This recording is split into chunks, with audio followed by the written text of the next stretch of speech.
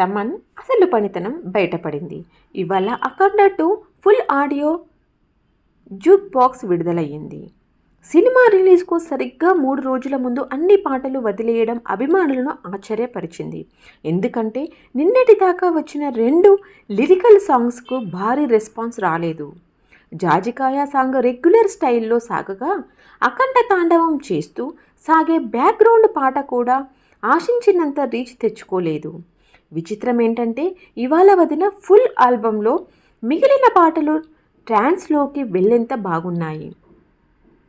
అన్నీ devotional touch ఉన్నవి కావడంతో పాటు మొత్తం ట్రాక్స్ కలిపి 32 నిమిషాలు ఉండడం అసలు బాలయ్య కెరీర్లో ఇన్ని సంఖ్యలో భక్తి పాటలు ఉన్న సినిమా ఇదొక్కటే అని చెప్పాలి. శ్రీ కృష్ణార్జున విజయం లాంటివి ఉన్నాయి, కానీ ఇతిహాసాల నేపథ్యంలో రూపొందాయి కాబట్టి వాటిని కౌంట్లోకి తీసుకోలేం. తమన్ పనితనమంతా అఖండ 2లో నిజంగా బయటపడేలా ఉంది. కాకపోతే బోయపాటి సీన్ లాంటి ఊరమాస్ కమర్షియల్ దర్శకుడు 3 గంటల సినిమాలో వీటిని ఎలా ప్లేస్ చేసి ఉంటారనేది ఆసక్తికరంగా మారింది. అసలే యాక్షన్లు, ఎలివేషన్లు ఓ రేంజ్లో పడ్డాయి. చూస్తుంటే వాటికి బీజిఎంగా ఈ పాటలను వాడి ఉంటారు కాబోలు. అయితే ఇక్కడో పొరపాటుని ఒప్పుకోక తప్ప. ఇదే ఆల్బమ్ని ఓ నెల రోజుల క్రితమే విడుదల చేసి ఉంటే మరింత బజ్ పెరిగేందుకు ఉపయోగపడేది.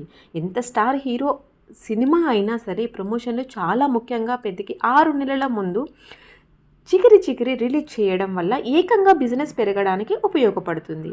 సంగీతంకున్న పవర్ ఇది. తన మీద వచ్చిన విమర్శలకి కౌంటర్ ఇస్తూ తమన్ మొన్న ఓసారి ఇన్స్టాలో ఎంతమంది వస్తారో రన్రా అంటూ మెసేజ్ పెట్టడం వైరల్ అయింది. బహుశా అఖండ 2 ఆల్బమ్ దృష్టిలో పెట్టుకునే అన్నాడేమో.